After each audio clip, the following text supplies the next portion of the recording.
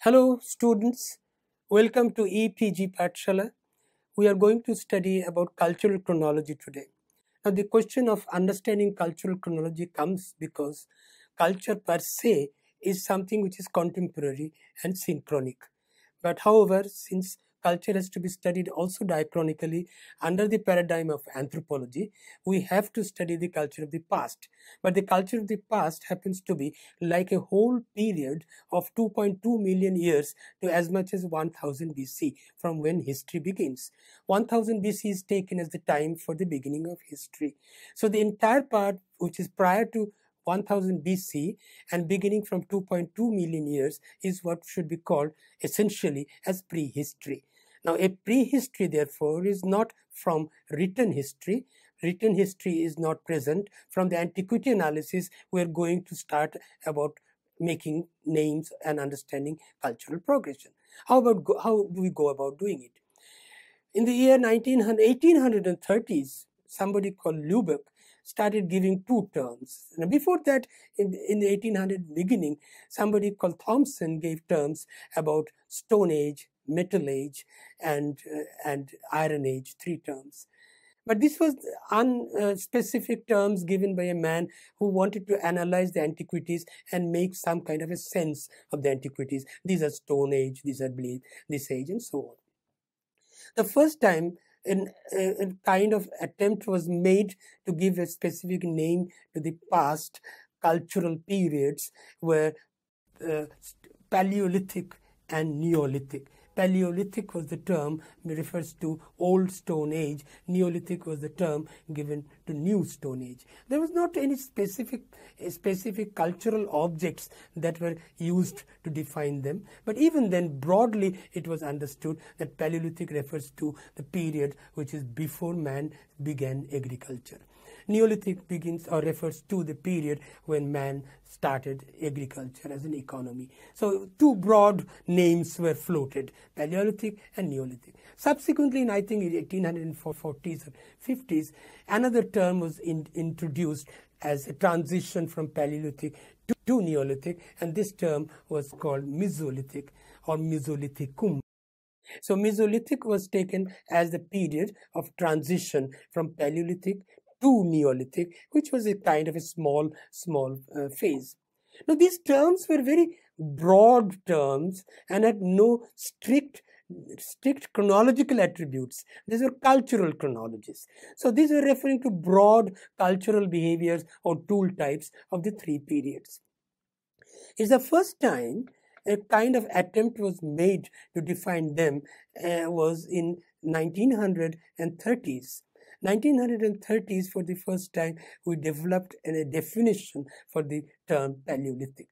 And this was linked with a term which was the timetable from the past called Pleistocene. I hope you know that Pleistocene is an epoch which is of the period called Quaternary, and Quaternary is of the period which is Cenozoic. Cenozoic started around 65 million years ago, and this period or this era had several periods, tertiary, quaternary, and so on. And tertiary was taken as having begun somewhere in 65 million years ago and went up to, let us say, 2.8 million years. And quaternary is the period when man evolved. So the timetable that we borrowed from geology departments, where Pleistocene was the beginning of human evolution, and this begins around 2.8 million years ago. So the first time cultural chronologists started using the term Paleolithic as the culture referring to Pleistocene period. So this is the first time a cultural period or cultural chronology was ascribed to a calendric timetable. So a calendric timetable, which was Pleistocene, which refers to 2.8 million to 2.8 million years to almost 8,000 years ago. So 2.8 to 8,000 years ago is a period which is called Pleistocene. And Pleistocene is the period, culture occurring in this period will be called Paleolithic. Then comes this epoch called Holocene. Holocene is from 8,000 till today. And this 8,000 till today has several phases of culture. Mesolithic is one, which is the earliest. The Neolithic is the next, when agriculture began. And then is the next cultural phase, which is called Chalcolithic. So Chalcolithic is the emergence of metal, and the first metal was copper, and then a bronze as an alloy.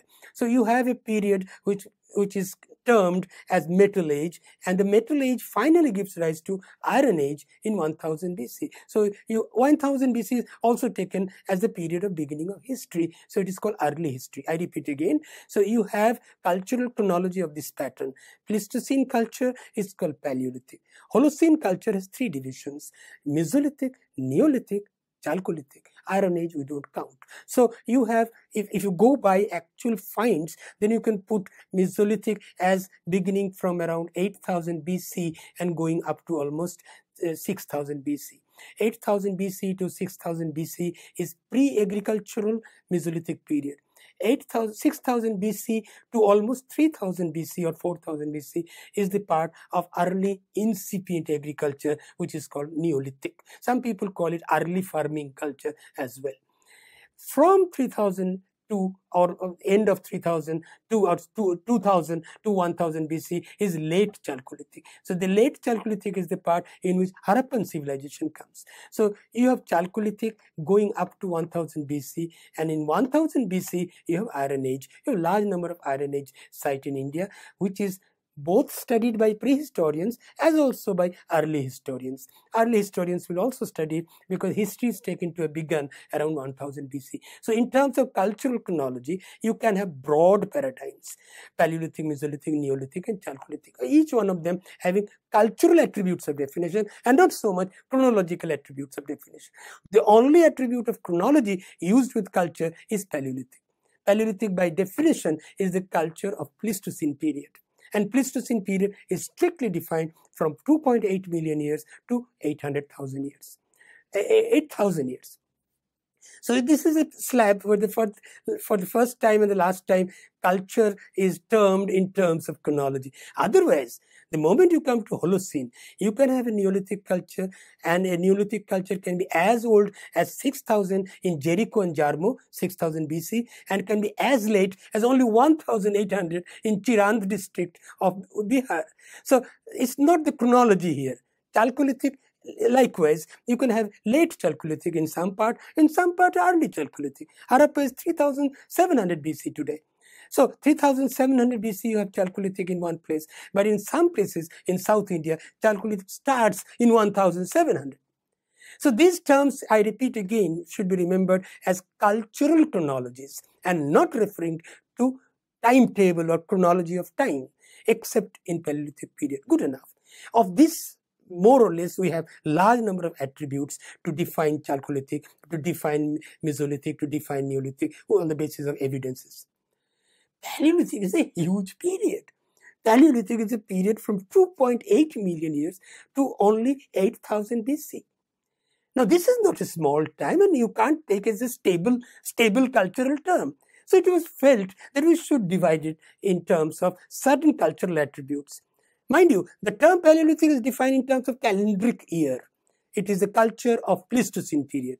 But its divisions inside are done in terms of only cultural attributes. And what is cultural attribute for us except tool types and techniques?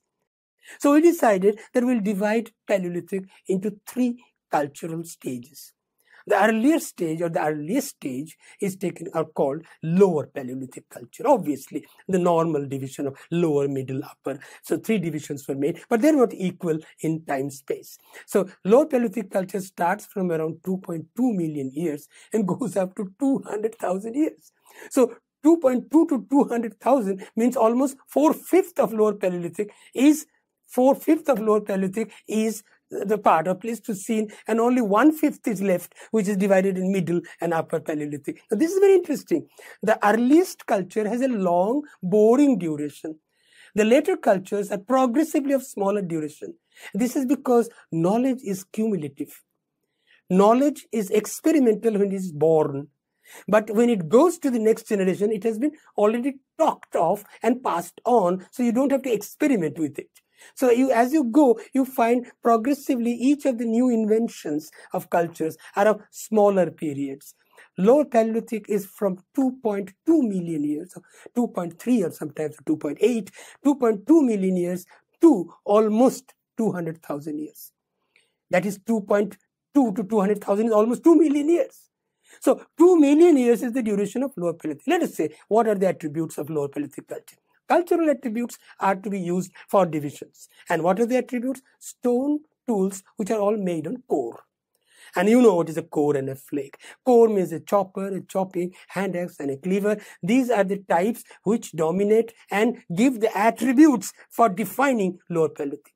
So you call them as Middle Paleolithic. What is Middle Paleolithic? A Paleolithic which is within Pleistocene, but which is dominated by flake tools. What is Lower Paleolithic? A Paleolithic which is a part of Pleistocene in which the tools are core tools. So we are taking attribute for analysis are the core tool types or types and techniques. So you have Lower Paleolithic which are core tools, Middle Paleolithic which are flake tools, and the fag end starting around 30,000 or 36,000, let us take it 40,000. Around 40,000 BCE, before Common Era, to 8,000, 40,000 to 8,000, only 32,000 years. A kind of revolution occurs in Paleolithic. What revolution? They all start making blade tools, bone tools, and all the skeletons that are coming are of our species. We call them Homo sapiens sapiens. So you find our species developed for the first time in 40,000 BCE, and the tools that they make for the first time is of blades and bones. So we give it a nomenclature, Upper Paleolithic. So you find anywhere a chopper, you immediately say, sir, I'm dealing with a Lower Paleolithic culture. Right. So you have core tools continuing for almost 4/5 of Pleistocene. And then suddenly somewhere, not suddenly, it started developing slowly from within Lower Paleolithic. Around 200,000 flakes started taking domination.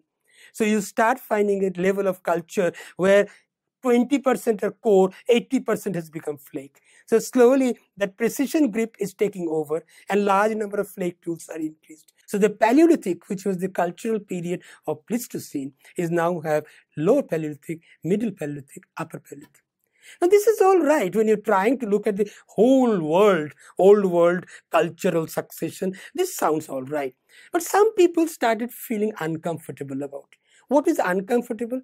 It seems when you make this kind of segmented analysis, like matchboxes arranged each over each other, it seems as if there is a 31st December in Lower Paleolithic and the 1st January where everybody in the world becomes Middle Paleolithic. Do you get my point? The point I'm trying to make is this kind of approach to the past human culture makes it look as if they are segmented development all over the world, as if everybody has to be telephoned, start Middle Paleolithic, tomorrow is 1st January. It's not true. So a man called Gabriel de Mortillet, 1911, he started saying, no, if you use the word culture, culture is like smoke. Culture doesn't have matchbox approach. It is like a smoke. So you start using terms like tradition. He borrowed the term tradition for the first time from sociology at that time. He said, let us not talk of culture like blocks of wood. Let us talk of culture like tradition. And he introduced several names. And these names, of course, got modified later on. These names are as follows. He said, Lower Paleolithic culture should be identified in terms of 3 traditions. He called them pre-Shalian, Shalian, and Acheulean. You might ask at this moment, sir, what these names are. And this refers to only sites where they have been found. Chalais is a site in South France, and from there Shalian came. Pre-Shalian is possibly a lower level of the same Chalais site, where you have a lower level culture, higher level culture. The lower one you call as pre-Shalian, the higher one upper Shalian. The terms are important. What I'm trying to say is that how cultural chronology was ascribed on the basis of tool types and techniques in the manner of progressive generalization, a progressive development. So Gabriel de Mortillet, 1911, for the first time said, no, the segmental approach, the wood block approach for cultural classification should be desisted from. We should have the word traditions. And he gave traditions. The lower Paleolithic culture will have pre-Shalian, Shalian, Acheulean, 3 traditions. Middle Paleolithic culture will be called Mousterian, from the site La Moustière, again in France. And the Upper Paleolithic culture will have 3 traditions, and these are called Aurignacian, Solutrean, and Magdalenian. Now, this having given the traditions, basically, he did not advise us to go away from the blocks approach. That means, again, the problem remains that can it be said that Mousterian had a 31st December and next day on 1st January, they became all Aurignacian? So this remained for us because we couldn't get out of the problem of analyzing time of the past in the form of blocks of wood or so on. So it was proposed that why don't we have some kind of an onion-like approach? Onion-like approach means you can have one place which is lower Paleolithic evolved, let us say Acheulean, and then it spreads over a large area. Then it starts becoming less popular at the time when elsewhere Middle Paleolithic has began. So a kind of an onion approach was taken to mean that it is not necessary when Middle Paleolithic at Paris has started, everywhere Middle Paleolithic will begin. There may be in some places in Italy or in Spain, Lower Paleolithic is continuing. The point is, what I'm trying to make is that please don't take them as pan-globe developmental blocks. You don't have a pan-globe developmental blocks, number one. Number two, you can't say every culture has to pass through Aurignacian. In some parts, Mousterian can give rise to Solutrean. There is no Aurignacian. In some country, let us say Czechoslovakia, where you can have no Solutrean, no Aurignacian, you can have a Magdalenian. Now, these are the approach to culture which we did not have till Gabriel de Mortillet said, let us not have this block approach to cultural chronology. So cultural chronology is in itself a very complex analytical model to understand cultural progression. One point is very important. The moment you start getting into the research projects on cultural chronology, you stop being global. You start becoming regional. So you have a regional cultural chronology which may be different in Bangladesh and different in Ceylon and different in France and different in Canada. Man must have not reached Canada. Man may not have reached Czechoslovakia. Man may not have brought those cultures in some parts. So remember, the moment you have a cultural chronology which is global, you are approximating, you are compromising with regional developments. Regional developments become the progressive manner of studying archaeology in the recent years. Even now, regional developments are not so much encouraged by many countries because there is a politics. In regional development begins politics. And the politics is that my region is more important than your region. Man arrived first in my region, then went to your region. So all of you are my man's children. So these issues are complicating regional cultural chronology. But this is very clear for any student of anthropology that grand cultural chronology, which is given by Luberg, Lartet, Thompson, and the rest of them, are an approximation of understanding human civilizational growth of the globe as a unit, which obviously compromise with local difficulties, which obviously compromise how did people cross the English Channel and went to England.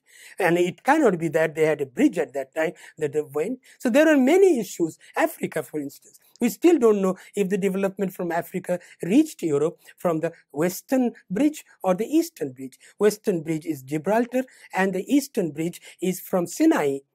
And then therefore, of course, the movement of population becomes very important to understand regional chronology. There has to be a compromise between regional development, regional cultural chronology with what is known as global cultural chronology. But a beginner, a student in archaeology must be very conversant with grand global cultural chronology before he tries to attempt regional cultural chronology. Besides the regional chronology that I have been talking about, there is another problem that infests all methodology in archaeology. That's it. The lower period or the early period, you don't have ethnic movements. But the moment you come to agricultural period, Neolithic period, people start moving around. So you can have a site A where there is a complete evidence of Neolithic, but you can have a site B where some of the people have migrated and we have half the evidence of Neolithic. And when you have half the evidence, namely you don't have any pottery, you try to give it a transitional name and call it aceramic Neolithic or proto-Neolithic, as V.D. Krishnaswamy called it, proto-Neolithic. So you have to develop more similar terms as you go from Neolithic to Chalcolithic, because these are the periods when man starts being mobile. Now, why a Neolithic man has to move? He's all the time looking for alluvial silt, which is very, very fertile. So he cannot live in the mountains and the caves that his predecessors or his ancestors lived in. He has to look for fertile lands. And when he looks for fertile land, which is along the river banks, then he starts moving to the larger plains where a larger flatter land is available.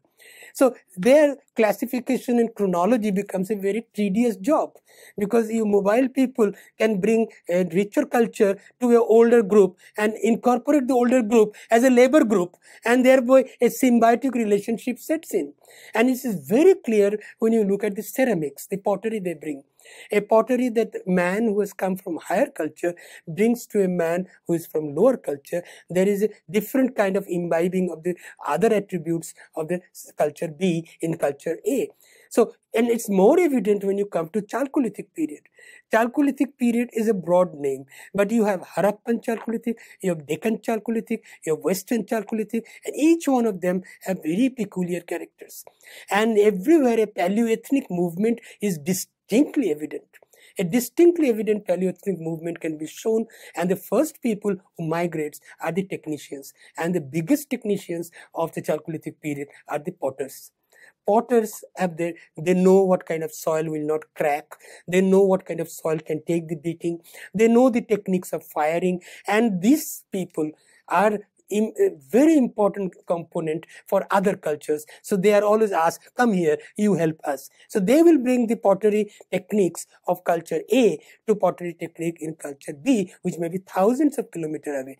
And an archaeologist have the misfortune of identifying A and B as two similar culture, which it is not. Only the potters have gone there. So this is a complication that we are constantly dealing with in cultural chronology. Cultural chronology for a global sense makes no problem. So you have global periodizations. But it starts becoming a problem when you go to the regional levels. And especially it becomes very, very tricky after Neolithic, when man becomes extremely mobile. Paleo-ethnic movement has to be always accepted as the source of dispersal of the cultural antiquities, which were our main tool of analysis. Our main tool of analysis were the antiquities. And here the antiquities themselves are moving. So they're moving from A to B. It's very difficult for me to name the B culture as different from A culture and so on. So what we have is kind of a branching which we accept as collateral developments. So we call them as collateral cultural chronology. You can have 3-4 names. The one which is in the south will be called Sangankallu and Tekkalkota. One which is in the north will be called Harappan, mature Harappan. One which is in the east will be called Chirandian and so on. So you develop very many collateral developments, and then cultural chronology basically fails. We just broadly say it is Chalcolithic period, but it means nothing. It means nothing in terms of chronology, because in Chirand it can be 1800, in Harappa it can be 2000, 3700. So the term loses its the technical details of chronology as also antiquity variety, as the moment you come to post-Neolithic cultures. And post-Neolithic culture therefore requires nothing better than regional paradigms, regional developments. Now the question that comes here also is, how far do you go in region? Shall you say the Western UP is separate from Eastern UP? And what right do you have to use these two as the regional boundaries? Maybe in prehistoric period, the northern UP was more important and southern UP was all together. So you have these problems of transferring regional cultural chronology in areas where there has been extensive movement. North India, from Gujarat to West Bengal and Assam, there has been extensive movement during Neolithic, 6000 BC to 1000 BC, Neolithic and Chalcolithic. Go to the peninsular India, as it rightly says, cul-de-sac.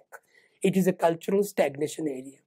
The first time a kind of Neolithic develops there, which is so peculiar. What is peculiarity about it? They seem to have huge amount of cow dung ash. Huge amount of cow dung has been burnt regularly, and a mound of cow dung ash is found with the Neolithic tools. People call them as ash mound sites. Utnur, Maski, Tinarsipur, Payampalli, you have and you name it, all Neolithic ash mound sites. What does it indicate? They were pastorals. Hundreds of cows and buffaloes have hundreds of tons of dung. And they didn't know the economic potential of dung. They used to, for hygienic reasons, they used to burn it. So you have cow dung, and which you don't have in North India. So you have a regional development, and Utnur and Maski, a very well excavated site, date 2300. Harappa was already having urban structures, roads, cities, and you are having first Neolithic of a pastoral kind developing in southern India, especially Karnataka, south of, I don't like the word South India, south of Krishna. Krishna is the axis under which the below Krishna I'll call as South India. May have Karnataka, may have Tamil Nadu, may have Andhra part of it, may have also Kerala. So the developments, therefore, you can immediately demonstrate the regional imperatives become more important than global imperatives. In fact, in global paradigms, we didn't use any imperatives. We just used the antiquities. Celt comes, ceramics come, call it Neolithic. So in global imperative, this is a very simplistic approach. Very simplistic approach. Whereas regional imperative immediately makes sense when you look at the development in various parts of the regions, like the slopes of the river valleys, the higher altitude developments. Then you have developments near lakes, like in Pushkar, you have a site which is very much near the salt lake. So you have developments of all kinds, and the regional imperatives are immediately identifiable and usable as an attribute of analysis, which you couldn't do in global analysis. But the regional imperatives played no role. Paleolithic is Paleolithic. In global chronology, cultural chronology, we didn't use any kind of imperatives other than antiquities. Here we can incorporate imperatives, and one of the strongest attributes of analysis is adaptational strategy. And what is adaptational strategy? Adaptational strategy is how much successful you are in surviving within a chosen ecology where you are either doing hunting and gathering or doing agriculture. What is the prescription of survival? Your production has to be enough for the amount of mouths that you are going to feed. But mouths are increasing exponentially. 4 becomes 16 and 16 becomes 256. This is called exponential growth. So you can never keep up with so many mouths with a chosen ecology and chosen subsistence pattern. So subsistence pattern and strategies of adaptation becomes cardinal to the analysis of a culture. Now here, earlier we have talked about the antiquities as being more important part. Here, this is more important to see how the strategies of adaptation starts playing an important role. Example.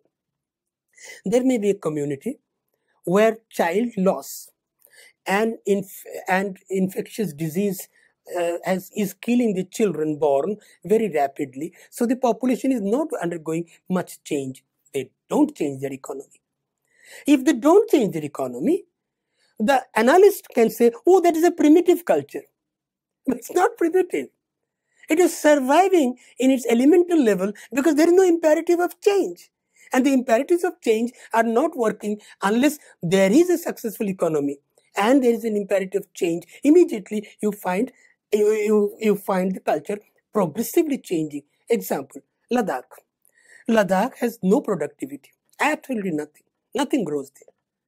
How do you stop the production of people? You allow them socially to get into the practice of becoming a nun or a monk and prevent the fertility period to be decreased. So the fertility period of a woman is decreased to 7 years rather than 15 or 20 years. And this is another way of social controlling of the population the population pressure on the subsistence. And there is no other alternative. Now, if anybody goes to Ladakh and says there is a primitive technology, then you say they are primitive people surviving today. And I remember a British archaeologist and anthropologist using a term, they missed the bus of civilization. They remained primitive because they missed the bus of civilization. No, they didn't. They had no strength or no pressure to change. And they have handled their problem by stopping, by creating this social methodology of preventing the population growth. The same is Rajasthan. Rajasthan hardly grows anything. And then female infanticide becomes a practice. Any female child is born, you hold the female child with the legs and drop the head in a bucket of water, and then you start crying. So one uterus destroyed prevents the increase of the population. Now, there are social methodology to create an adaptational strategy as successful adaptation. And we have this methodology constantly applied in many places in regional development. Now, so regional studies or regional cultural chronology needs to be very carefully understood. Anybody coming from global parameters will immediately, oh, this is a Mesolithic culture. Oh, this is a Neolithic culture. No, this is a Mesolithic culture which is occurring at the same time. I'm talking of Langnaj in Gujarat, Mehsana district. This is occurring at the same time as Harappan Lothal. If you take a taxi, it takes about 6 hours from Lothal to Langnaj. They are both the same date.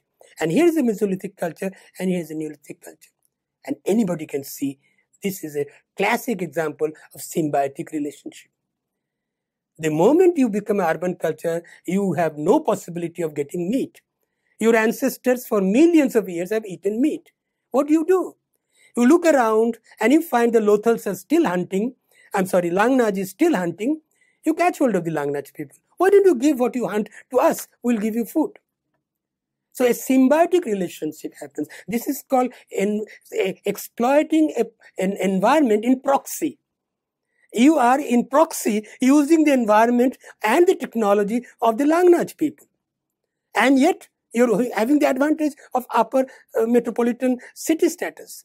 Now, this kind of development becomes a very interesting analytical tool once you come to Chalcolithic and Neolithic period. But we are all the time making mistakes, and stand warned as beginner of anthropology students. Stand warned, don't have oversimplistic analysis. Cultural tools are all right, cultural nomenclatures are all right, but they are global in context. They give you a format, good enough. They give you certain attributes. But regional chronology, regional terminology is a bad need at the time of today's anthropology, where you develop regional understanding and fix them across with the global paradigms. And immediately it makes sense. No, sir, this is not what you meant by global Neolithic. This is a kind of Neolithic which is entirely to fishing, giving to fishing. And fishing is also productive economy. So you have all kinds of development, of varieties of development types, and you require chronology of cultural chronological terms to designate them. Unfortunately, we do not have any such terms available today in Indian archaeology. We are still using the term Mesolithic, Neolithic, at the most aceramic Neolithic. But we are not saying why Tirand at 1800, when the whole of India has become Metal Age, is still doing Neolithic. Why should I use the word Neolithic for them?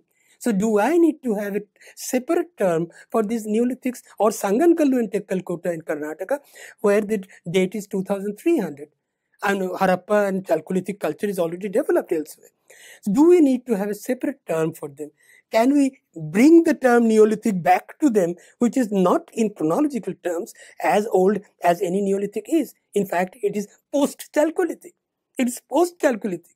So this is a scenario which makes a very interesting analytical tool for the people who start studying Neolithic onward, when mobility or paleoethnic movement becomes a regular feature in any or every culture.